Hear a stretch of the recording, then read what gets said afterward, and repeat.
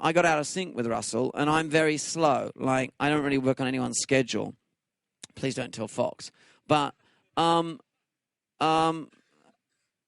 happened was actually Hugh Jackman was already just saying, I want to be in the film. And every day Hugh would astound. You know, like one moment he's Song and Dance Man. Then he's like in Darren Aronofsky's beautifully poetic Fountain, very psychological. Then he's like X-Man, Wolverine, comic book superstar. And at a certain point I went like, is there anything this guy can't do? And I was evolving the role of the drover. I mean, he was moving towards being more classically a John Wayne character. And the fact that Hugh is so at ease with himself as an actor, as a character, and that he physically is a great match for Nicole. I mean, Nicole isn't actually in a room. You do notice her, put it that way. Like, if she was here, she's electricity. And she's not short, you know? And to have someone who can walk up to her, take her up in his arms and do, you know, Franklin, my dear, it really helps. So they're a great dance couple together. It took some time to put them together. The moment Hugh came on board, this film really took off. Yeah. Were they, did they know each other from old? Friends. Actually, Hugh's wife was one of Nicole's very early friends. It tends to be the way down there. We all know each other. I remember the first time I heard of Russell. You don't want to hear that story. Oh, I think we do. Do you? I think we do. It involved him doing that backstage at the theatre. But there might be the press here, I don't know. We can't talk about it. But we grew up, in a sense, a lot together.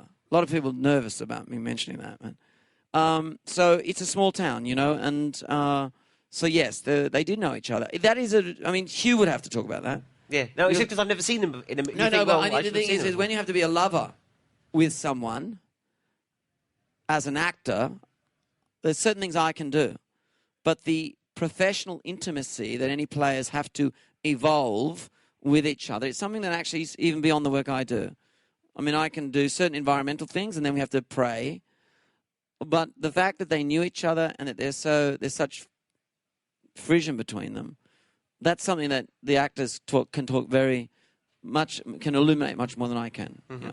And working with them, working with someone like Nicole, I mean, it's tempting to kind of call her your muse in the way that Woody Allen has actresses that he works with a lot. Scorsese has Leonardo DiCaprio, who you've also worked with. Visconti Maria Callas, if you like. I mean, anyone.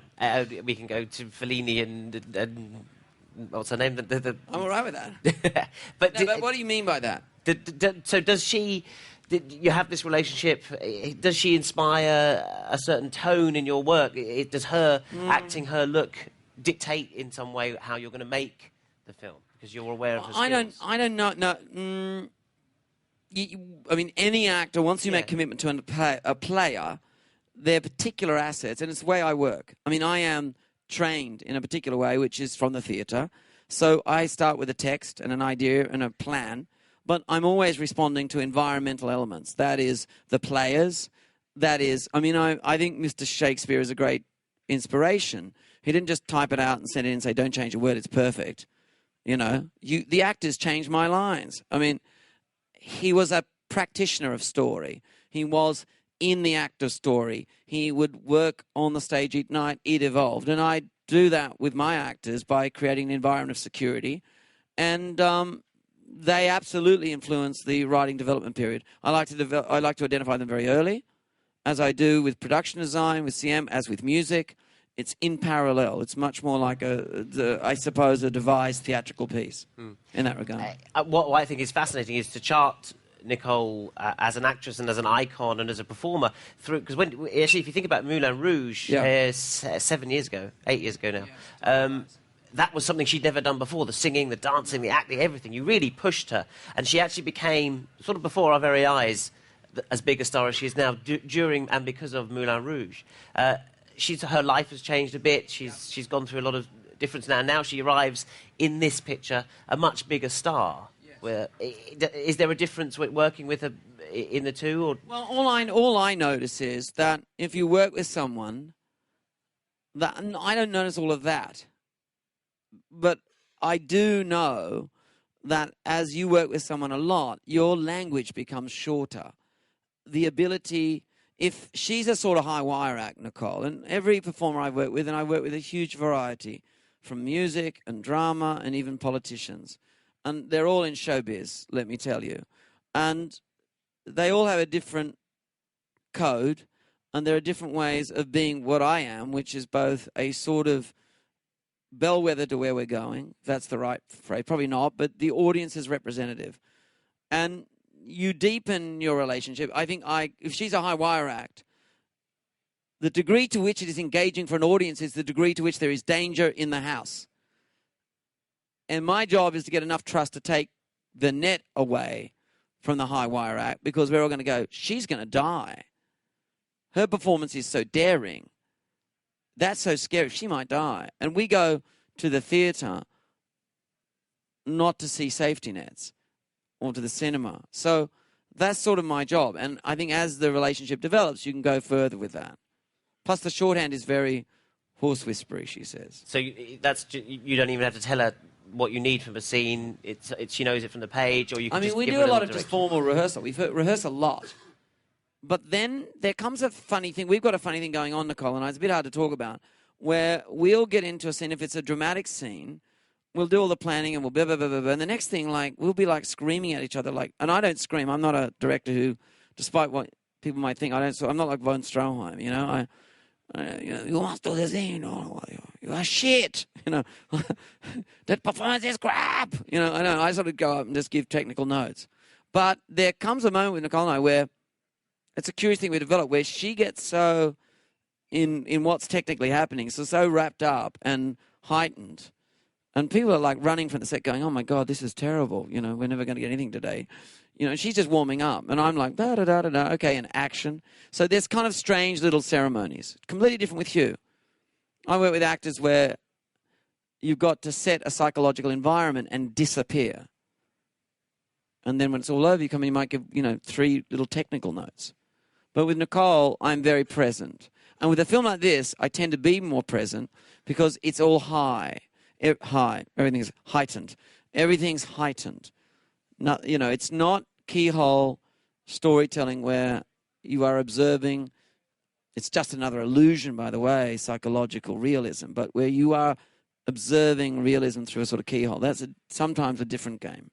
I hope I'm making the modicum of sense, and it isn't just a whole lot of jargony waffle. Please put your hand up and say jargony waffle if you have no idea what I'm talking about. I think when they see the film, they come on, put your hand up. You have no idea what I'm talking about. I am going to ask you to put your hands up now, because I've done enough asking Baz. I mean, I find it fascinating. We can go on all day, but it is your turn to ask Baz any questions about not just this work, because you probably haven't seen this film yet, unless you've got hold of illegal downloads, in which case you're really naughty, and we don't want to know anything about you. But Romeo and Juliet, Strictly Ballroom, Moulin Rouge, how he works, the wonder of his work. Please ask questions, and the lovely... I don't know your name. What's your name? The lovely Mike. We'll bring you a mic. Who's handling the mic? Yeah. Go ahead. What I was going to ask is, in your processing of your work from, thought to actual completion, the actual thing, I mean, how long does it take you? I mean, you did make the point that you see every project as a journey, but I mean, in terms of time frame, how long does it take you to evolve all this to really bring it out as you would like to see it? It's a very good question, and I'm going to just repeat it in a short way, which is, how long is the creative process from inception? Is that fair to say? Now, what I want to understand is, you mean until I'm standing here in front of you now? Because I finished this, you mean now, when it's finished? I mean, I was working on Alexander the Great, another epic work I was doing. I was working with Dino De Laurentiis, wonderful Dino, and Steven Spielberg. Leonardo DiCaprio was in the film. Nicole. We built a studio in Ouarzazate in Morocco. That's how far down the road we were. There was a competing project, which is not unusual. That's just Hollywood. But you had to race. That's not Sim and I. That's not how we work. Oliver Stone's picture. And also, my wife and I, we had another project in mind. We wanted to have children. And so we chose that show. And happily, after some rehearsal, we had children. My beautiful wonderful.